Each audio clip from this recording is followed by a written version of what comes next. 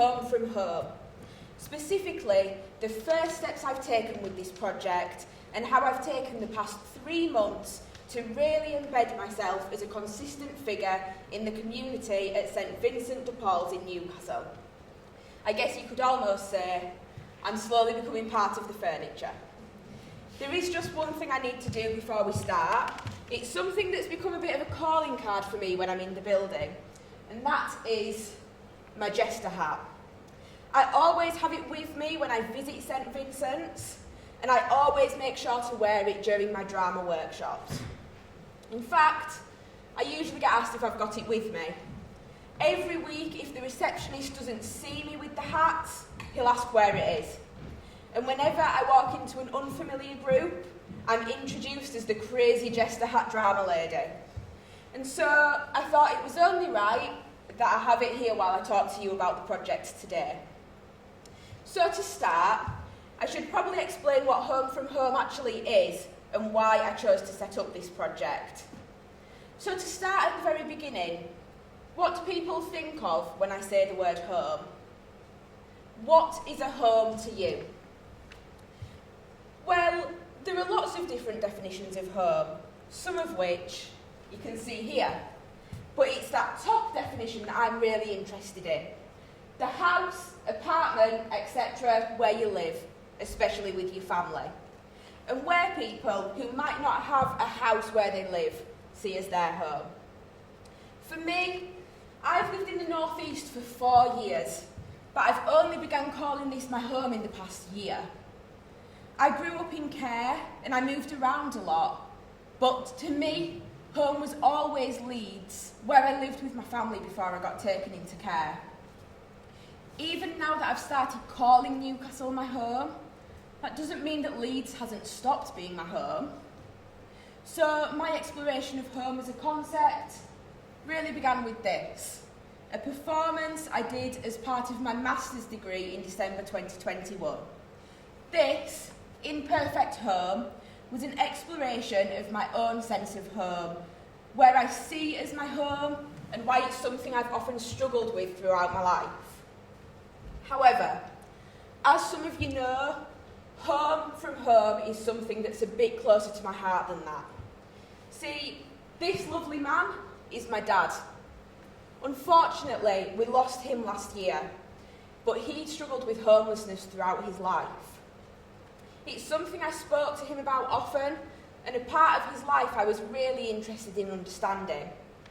He was so open in talking about his experiences, and as a result of that, in the final year of my undergraduate degree, I was involved in the creation of a film which explored the difficulties of homelessness during the lockdowns of 2021.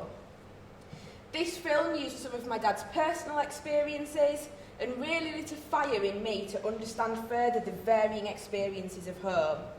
And that, essentially, is what I set out to do with Home from Home. So, where is home? Well, home for this project is St Vincent's, Newcastle. Situated just outside Byker, they describe themselves as a community centre and venue run by the St Vincent de Paul Society for the people of Newcastle. They work to support those experiencing homelessness, those seeking asylum, and people living locally who might be financially disadvantaged, running a weekly cafe in which people can enjoy a 3-course meal with table service. St Vincent's also run a range of other creative and mindfulness activities as part of their wellbeing programme and regular ESOL classes for those who've recently moved to the UK. A few weeks before I started my workshops, I went in on a Tuesday with flyers in hand, intent on sharing a meal and talking to people at the workshop, about the workshop. I had some promising conversations, people seemed up for it. I told them when and where the sessions would be taking place and went back the following week in hopes of recruiting more. This time, the reactions weren't so positive. Drama. I'm not a kid. Go down to the kitchen, love, you'll see enough drama down there. But never mind. I'd recruited people the previous week and I could count on them to turn up, right? Wrong. Workshop 1, and there were 2 people there to take part. Oddly, neither of them were people I'd met before. This proved to me a crucial point I'd blissfully ignored up until this point. The people using the kitchen, the people I'd been trying to recruit, weren't interested in drama. They didn't have the time or the desire to play drama games. So I focused more on getting to know people at St Vincent's. Using drama games to hopefully build a solid group, leaving the initial idea of Home from Home, a performance by the participants, for a later date. This worked for the following week, and all seemed to be going well. And then 2 important moments happened that again changed the focus of my sessions. Firstly, I had a conversation with Emily. Emily works at St Vincent's and has seen the wellbeing programme from when it first started a little over a year ago to where it is now. And Emily could see a link between the existing work at St Vincent's and my work that I'd failed to notice. But I'll let Emily tell you about that. My name's Emily, and I've worked here for almost 12 months now. I worked as a Kickstarter on the Kickstarter government scheme, and now I'm on a full-time contract here. They decided to keep me, and I've seen the project grow in the last 12 months because the wellbeing programme also started around the time that I arrived.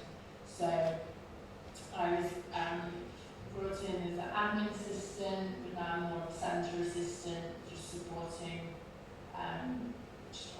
all members of staff, running errands, doing the support side of the admin, helping with the admin around volunteers, and just liaising with different members of staff and helping coordinate all the events that we have every day of the week. We've got 2 main kind of groups.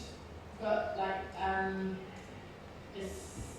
refugees and seekers of asylum, and also the locals, financially disadvantaged people in council estates in the area who make use of. So our main thing is, one of the main things is the 3-course meal on a Tuesday, which is Vinnie's lunch, which is what on average about 80 to 130 people every week with 3-course meals. And just then with the wellbeing programme as well, which was brought in for the sort of more holistic approach to wellbeing. It's beyond just the food parcels and the toiletry parcels. We now want to have that sort of mindful approach to wellbeing, for which we introduced the ladies chit chat group, the men's time poetry club, the walking group, and we just see more and more people here every week. People come back week on week because they love it here.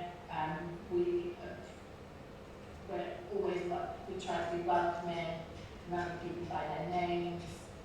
We focus on particular clients, so each member of staff might focus on one client or another, or one group of clients or another, just to make it feel really personal and feel like there's always somebody here to greet them and make them feel part of their SVP family.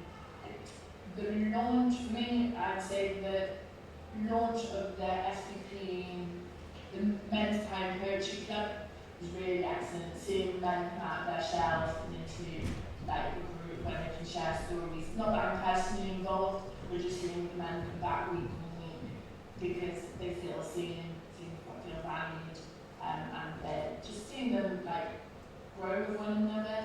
They've become good friends even outside of the building. There's 600 people on a waiting list at ESOL at college. ESOL is English speakers of other languages. And here we have 2 classes, but there's not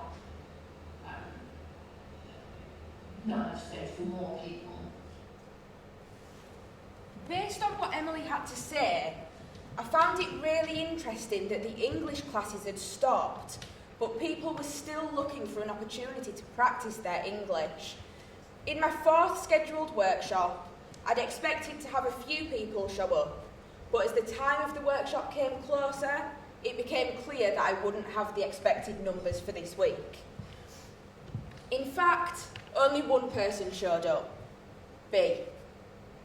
B is from Chad and has only been living in the UK for 3 months.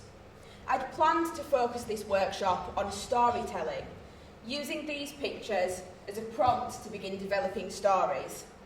However, due to B's recent move to the UK and his lack of English, it quickly became apparent to me that this workshop would not be possible in its current form. So I chose to just chat to B. We spoke about where he's from, and he drew me this map to help me understand. We spoke about his lack of connections here in Newcastle and his desire to continue learning English to enable him to attend college. We spoke about the 4 languages he spoke and his efforts to learn English as a 5th language. We also spoke about the pictures.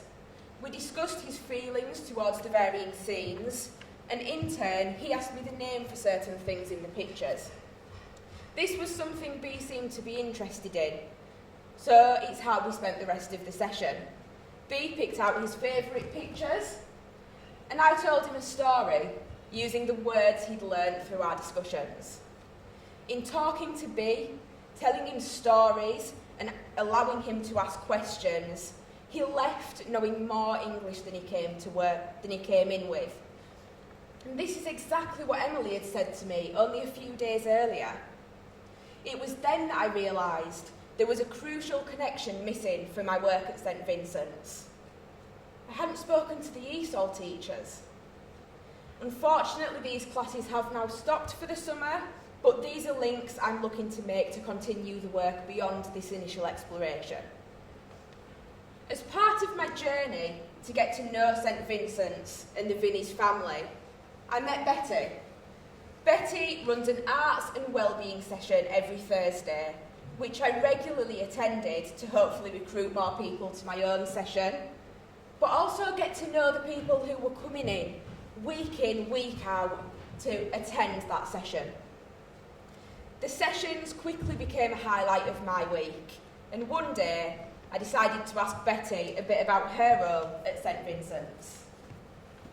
Initially, I started to run some art sessions, and they were wellbeing art sessions in partnership with Tyneside who I work for, and with St Vincent's. So the focus of the art sessions was to engage people and to encourage people to explore the creativity. And in that, they always get the opportunity to explore lots of different kinds of art materials, and that kind of builds up their experience and their confidence. And then after each session, we do tend to do a kind of check-in with people just to see if they're all right. So it starts to become a little bit more than just an art session. And also what we do, after we've created things, people have the opportunity to talk about their artwork. And some folks actually talking in front of a group of people is a big thing. So again, that's what builds up my confidence and self-esteem. I started doing the art sessions, I think in the spring. And then that rolled into doing some formalised wellbeing sessions where we looked at things like understanding depression, understanding anxiety, looking at self-esteem, building confidence, looking at alternative coping strategies. And because the group responded so well to creativity, I tend to run sessions on the formal side of the session first, and then have a comfort break, and then we have a creative session that's related to a more formal session. Sometimes that can be a bit heavy. People who come religiously every week, and then we've had people who kind of come in and out. Because the nature of people who come along to St Vinnie's, some people have health problems, some folks have housing issues, some people who come onto the session, some people from decide relocated to Sheffield halfway through the programme, so we don't see them. So it's a bit of a mix. But once we've kind of engaged folks in and people start to build relationships, and it's not just the art session, we're not in a vacuum, we're here at St Vinny's, so it's part of a kind of a well-oiled machine, if you like. From a group dynamic, firstly, we've had lots of people who have come along, and they're not able to kind of encourage themselves and look at themselves in a compassionate way, but they're able to kind of encourage and support the people, and that kind of just feeds into a very beautiful feeling. There are a number of people, I'm not going to say names, people who have really surprised us. We did a session on self-compassion, and people made cards to themselves with self-compassionate words and images. And one woman started singing, what she'd written to herself inside a card, and that was just like, oh, beautiful. But then that encouraged another woman to then sing a song that she'd actually written. There's a chap who comes along who had long-term mental health problems, and initially wouldn't really talk very much, wouldn't really engage, but still has come along consistently to the sessions. We're taking that as a win. Just being here, and people go, oh, would you like a cup of coffee? How do you take it? We're bothered about you. The other thing is we tend to have a check-in each session. How are you? How's your week been? And there are people who kind of dominate that. So you do need to kind of be able to manage. And sometimes people tell you very sobering, really quite traumatic things in that moment, so that can be quite difficult. And as facilitators, that's also up to us to manage that. Let them feel listened to, but not dominate the session. So what I do tend to do is maybe revisit that with them maybe halfway through in a private moment. So this presentation and this project, for me, hasn't really been about exploring what home means at all. We've discussed home during my time at Vinny's, but only when those I've been talking to have brought it into the conversation. I'm still fascinated by the notion of home, but it's been so much more important for me to embed myself into the very fabric of St Vincent's. The project has hardly even been about drama. It's been about me getting to know St Vincent's, getting to know the people there and what they want, and spending time to listen to the staff, the service users and the building about what I can do with drama to really complement the existing programme. And it's been about them getting to know me too, them feeling comfortable to talk to me and to call me the crazy jester hat drama lady. That's not to say there was no drama involved. I still ran weekly workshops where everyone had put on a daft little hat and we'd play some games, or we'd tell stories. Sometimes a few people would come along, sometimes it'd just be one, and on one very unfortunate week, I was there on my own. That's not to say this project hasn't worked, or that it wasn't good enough. It's just to say, this is only the beginning for Home from Home.